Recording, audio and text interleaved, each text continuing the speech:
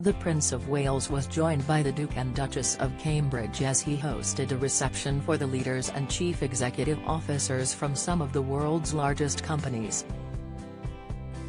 They had gathered to discuss how the private sector can work with different governments to tackle the climate emergency. Earlier in the day, Kate and First Lady Jill Biden also carried out a joint engagement as they met for the first time at Connor Downs Academy in Hale, Cornwall, where world leaders have gathered for their G7 summit this week.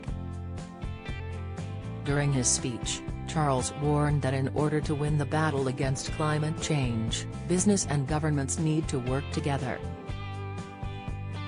He said, "The fight against this terrible pandemic provides, if ever one was needed, a crystal-clear example of the scale and sheer speed at which the global community can tackle crises when we combine political will, with business ingenuity and public mobilization. And we are doing it for the pandemic. So, if you don't mind me saying so, we must also do it for the planet. My Sustainable Markets initiative has brought together over 300 global CEOs forming a coalition of the willing. They have over $60 trillion in assets under management, and crucially a determination to direct tens of trillions of dollars towards sustainable investment by 2030 with invaluable support from the world's 4 largest accountancy firms." Prime Minister Boris Johnson and wife Carrie were waiting to greet the royal family when they arrived together. Mr. Johnson and the Queen briefly talked before she led the way into the reception and was followed by the senior royals. U.S. President Joe Biden with First Lady Jill Biden were pictured arriving last. Ahead of the meeting yesterday, Charles also held a meeting at St. James' Palace, where he met the CEOs of Bank of America, HSBC, NatWest, State Street, AstraZeneca, Heathrow Airport, Stella McCartney.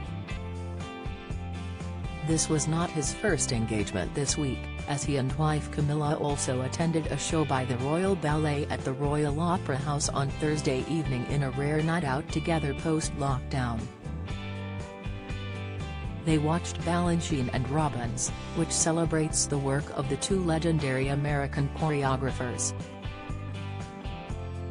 Charles wore a suit while Camilla was seen in a blue silk snowdrop print dress by one of her favorite designers, Fiona Clare. Both of them wore face masks as they arrived, before chatting briefly with Alex Beard, chief executive of the Royal Opera House, Sir Simon Roby, interim chairman, and Kevin O'Hare, director of the Royal Ballet. The couple watched the show in private before attending a reception to meet the performers and Royal Opera House staff. Ballerina Ma Yaramagri said, "I cannot tell you how excited we are to have them here." The prince said how wonderful it was to be back seeing a live performance again, and I told him it was the same for us to be here, performing. It's just marvelous and so exciting. It was such a pleasure to have them here.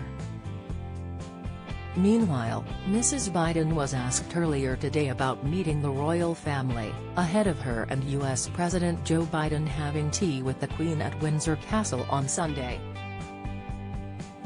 She replied, "Well, we're hoping to focus, I think, on education.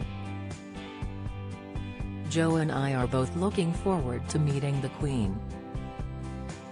That's an exciting part of the visit for us. We've looked forward to this for weeks and now it's finally here. It's a beautiful beginning."